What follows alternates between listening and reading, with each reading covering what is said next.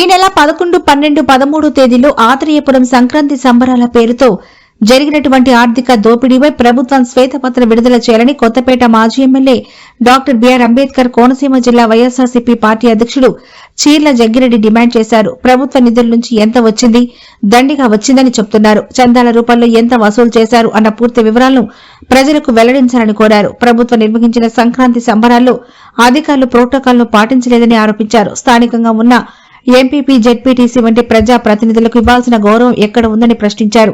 ఈ సమావేశంలో పార్టీకి చెందిన ముఖ్య నాయకులు, ప్రజా ప్రతినిధులు, కార్యకర్తలు పాల్గొన్నారు.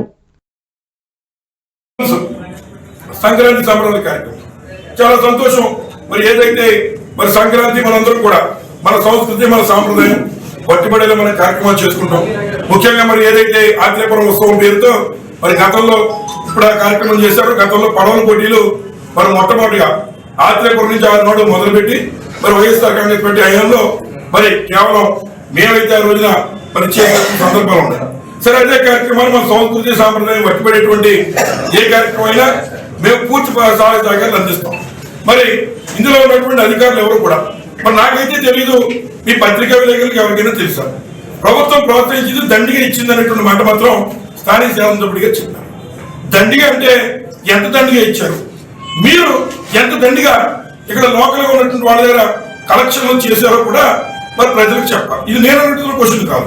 ప్రజలందరికీ కూడా మరి ప్రజలకు డబ్బు ఖర్చు పెడుతున్నప్పుడు దాని వివరాలు చెప్పాలన్న బాధ్యత జిల్లా యంత్రాంగం మీద, అలాగే ఉన్నటువంటి అధికారుల మీద, నాయకుల మీద కూడా ఉంటుంది. ఈ రోజు దాన్ని చెప్పకుండా దండిగా ఇచ్చారు, దండిగా చేశాను మాట చెప్పి మరి వెళ్ళడం సబబు కాదు. ఇంచేతంటే ఇవాళ నేను మనవి చేసుకున్నా, ప్రభుత్వం దండిగా ఇచ్చాడు, చేయండి, తప్పలేదు.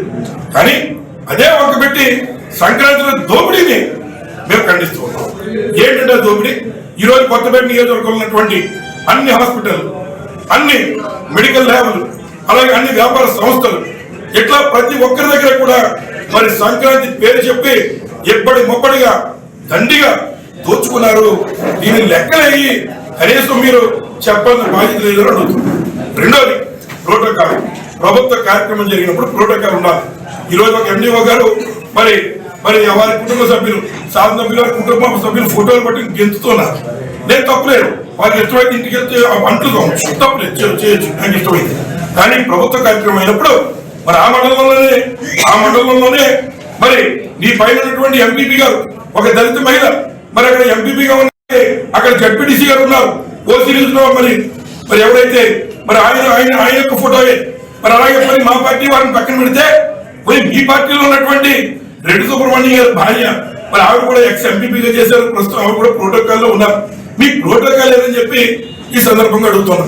కనీసం ఒక సర్పంచ్లు కానీ, ఎంపీటీసీలు కానీ ఎవరిని గౌరవించకుండా మీ కుటుంబ కార్యక్రమంగా మీరు చేసుకోండి, తప్పులేదు.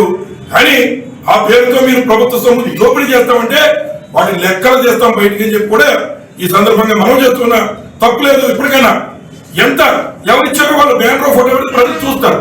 ఈ యొక్క నాకైతే ఒక 5 లక్షలు ఇచ్చారు వ్యాపారాలు, అలాగే ఉన్నటువంటి ఫ్యాక్టరీలు వాళ్ళందరి దగ్గర తీసుకున్నారు. ఏమి ఇచ్చారో చెప్పండి, బహిర్గతంగా చెప్పకుండా దాచుకోవాల్సిన పనే ఉందని చెప్పి ఈ సందర్భంగా మేము అడుగుతున్నాం. అలాగే ఏదైతే ఆవు చేలో మెత్తే దూడ గొట్టలు మెత్తుందని చందంగా చంద్రబాబు నాయుడు గారేమో సంక్రాంతికి మరి ఏదైతే మందు రేట్లు మరి ఆ మధ్య పవన్ కళ్యాణ్ కూడా చెప్పారు, మద్యపాన ప్రియులు పట్టుకొట్టే జగన్ అన్నారు. మరి ఇవాళ నువ్వు మద్దతు ఇస్తున్నటువంటి నారా చంద్రబాబు నాయుడు గారు పండగ పూట 10 రూపాయలు పెంచేసి మరి ఆయన మద్యపాన ప్రియులు పొట్ట కొడితే మీరేం చేస్తున్నారు శాసనవాది గారు అని అడుగుతున్నాం. రెండోది మరి అలాగే ఏదైతే వారు అక్కడ పెంచితే ఇక్కడ బండారు ట్యాక్స్ పేరుతో ఇవాళ ఏదైతే